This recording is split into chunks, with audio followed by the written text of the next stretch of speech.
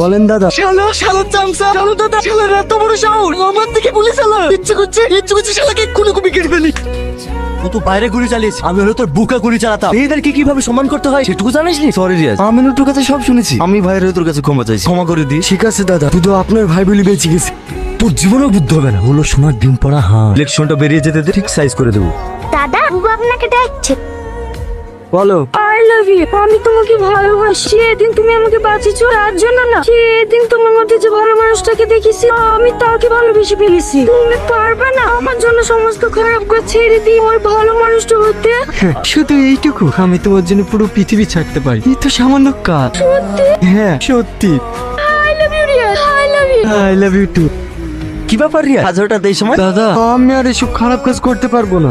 Sorry দাদা, পারলে আপনি আমাকে ক্ষমা করে দিন।